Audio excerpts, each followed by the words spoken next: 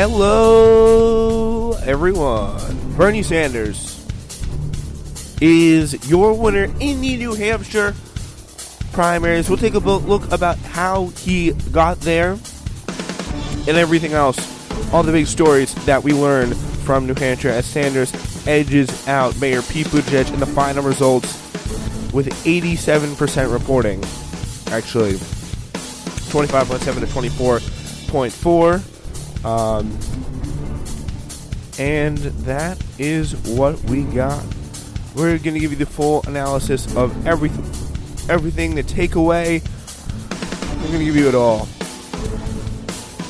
This is our coverage of the New Hampshire primaries, and our Vision 2020 coverage continues today. Thank you so much for joining us. Really appreciate it on the show today. So, the revolution has not come yet, but Bernie Sanders, with 2 straight victories, is looking like the front runner. The more moderate, non-Sanders alternatives combined to far outpace the Liberal Senators' vote share here in New Hampshire on Tuesday. But guys, here's the fact of the matter: that doesn't matter, because until Bernie Sanders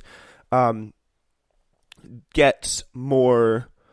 Until Bernie Sanders, as I was talking about last night, and by the way, you can listen to our full coverage of last night up on SWRN Classics, available on Spreaker.com/TSWS, putting out that show back in the bank there.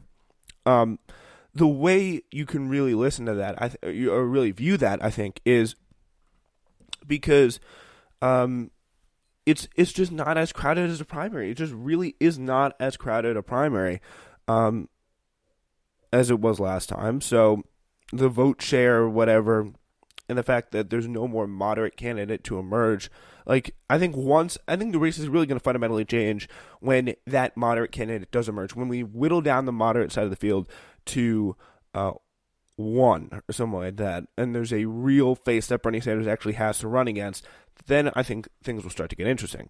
The 2 fading former favorites who have once seemed like to have a hold on both the liberal establishment and the moderate establishment, Senator Elizabeth Warren and Vice President Joe Biden, lost him pretty badly. 2 other professed unity candidates, Buttigieg and Senator Amy Klobuchar, performed well in New Hampshire, but have shown little capacity to resonate with non-white voters so far, and a real inability to compete past these 2 states. And with no consensus among his doubters about how best to stop him at this point, and who best is positioned to do it, Sanders' early hold on a fractured primary field has laid bare a distressing truth for some Democrats. The man who has long resisted the party's label might just become the standard bearer. That's it. Bernie Sanders fans all throughout should feel pretty happy with themselves today, because Bernie Sanders has gotten this dub. And of course, hopefully, he won the popular vote in Iowa. And there's a bunch of crap going on there with the superdelegate, or not the superdelegates, but there's a bunch of crap going on with the ballot math worksheets, the paper math worksheets, and blatant discrepancies that haven't been fixed. And it's just a whole bunch of stuff that the Bernie Sanders campaign is trying to work out. And don't worry. If it can be worked out, if there's a solution that can be had, the Bernie Sanders campaign will find that solution. So if you're wondering, what's going on in Iowa, there's real math that's being, that may show Bernie Sanders winning and it's not being counted, do not worry about it. It will, if it can be fixed, it will be fixed. Have faith in the Bernie Sanders campaign to come in there and do that. But until then, we got to keep on being focused on Iowa. Keep on being focused, not on Iowa, but keep on being focused on what's to come. Focus on Nevada, South Carolina. Cut into that Joe Biden lead. Cut into that Joe Biden lead in Texas. We can do Texas. Let's spread. Let's spread out our stuff here. We can do that. We have the resources. Joe Biden, he was run out of New Hampshire last night. He's spoken for months about his peerless ability to win, but his debacle in New Hampshire after another in Iowa had him hustling to South Carolina by Tuesday evening. Hastings scheduling event where he hopes his standing with black voters can save him. We're still mildly hopeful here in New Hampshire, Biden said early on Tuesday before jetting off.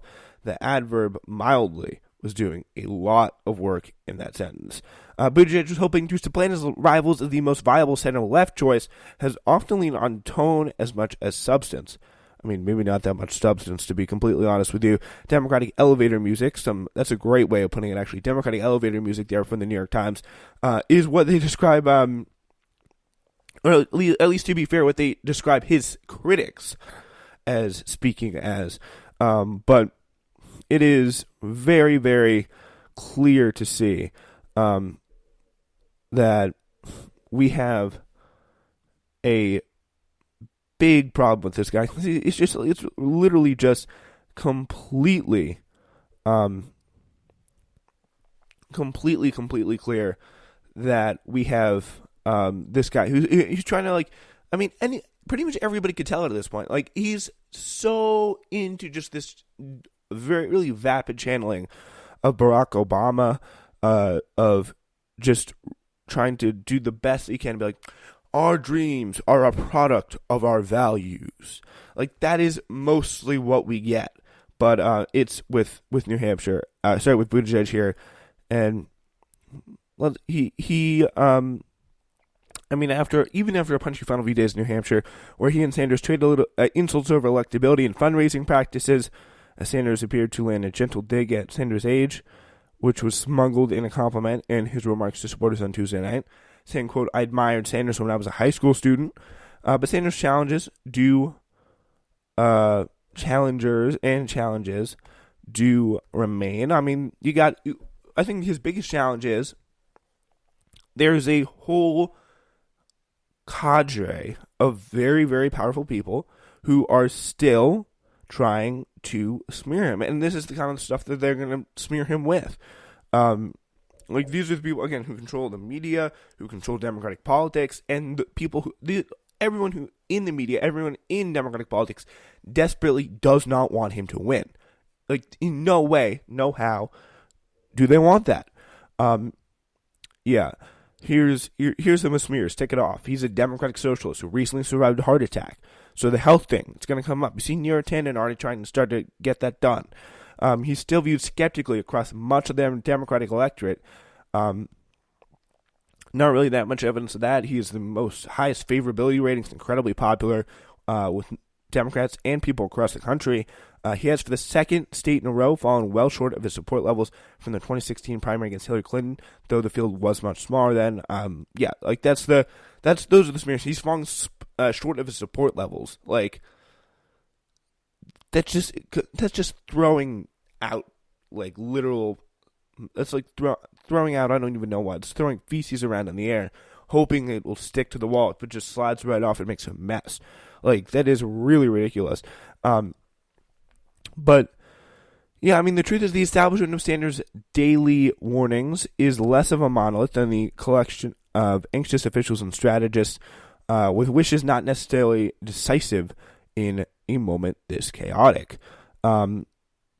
And if there are probably still a few smoke-filled rooms where the party eminence gather, or it's not smoke-filled rooms, it's dark ballrooms in New York, and where Joe Biden likes to frequent, and Pete Buttigieg especially likes to frequent, and where people who donate to his campaign from the safety and privacy of Jeffrey Epstein's private jet.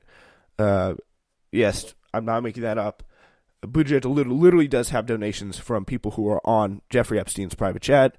But it is quite clear that this is this is a battle that is not going to be going away anytime soon. Because I think they will unify at some point. They could unify very, very soon.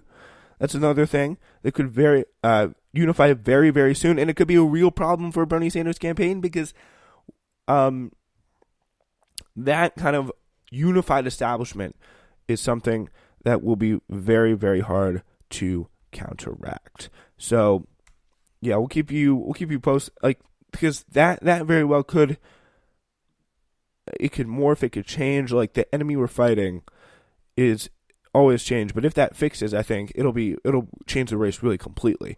There are probably still folks, still, as the New York Times does, still probably a few smoke-filled rooms where party eminences gather to worry about its chances in a general election against Trump. But recent history suggests that a coalition of ungainly, unbending progressives, disaffected moderates, and Obama-Trump voters cannot be herded with ease. So, yeah, and I think people, they don't listen to the Democratic establishment anymore. The Democratic establishment has no power, really, with any large swath of voters.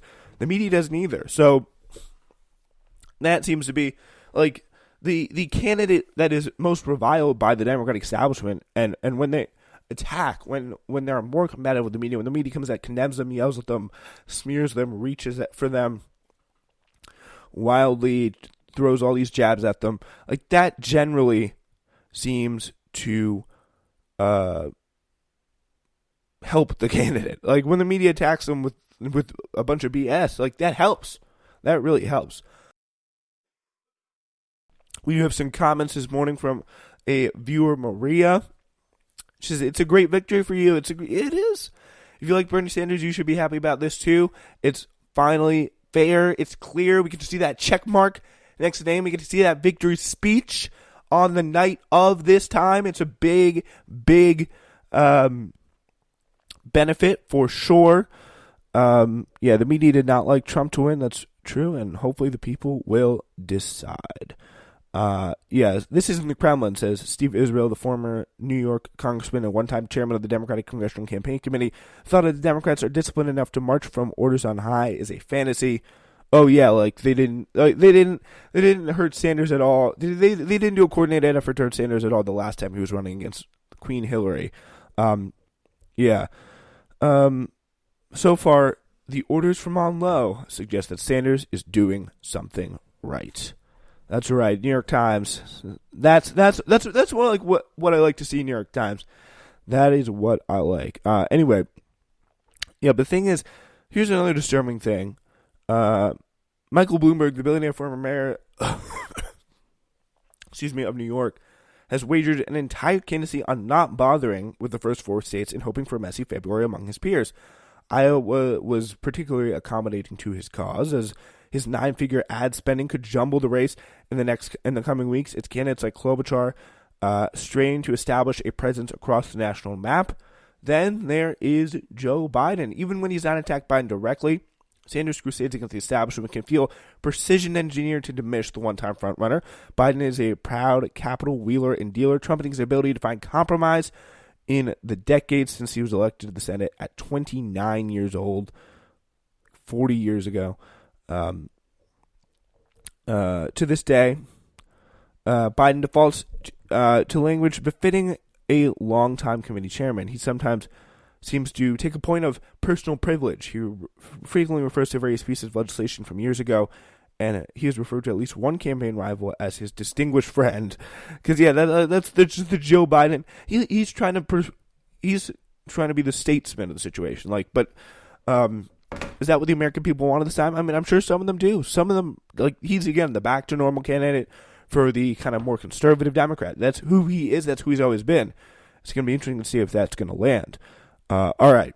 Let's take a look at, of course, the media reaction, because last time of the show we were trying to find you some fun clips, but there have been, unsurprisingly, some more that have rolled in. So we'll give them to you right now. This is a throwback to June 30th, 2019, what the political analysts were predicting. Correct. She had a strong performance, but not a moment. Booker did a little bit better. How about from your perspective? Yes, when we look at the organizations in New Hampshire, and that's important because New Hampshire is, remember, it's a retail politics state. Right, it's you get one voter at a time. Yeah, and so to have a strong organization on the ground is crucial in a state like New Hampshire. That's more important than the TV commercials. Besides Booker, who has a great organization in Gillibrand, also, count Elizabeth Warren, your senator. She's got a huge organization in the state. Joe Biden went from 0 to 60 pretty quickly. He got it in late April, but now he's probably got more staff on the ground than anybody else in the state. And Bernie Sanders, listen, New Hampshire was Bernie Sanders' country back in 2016.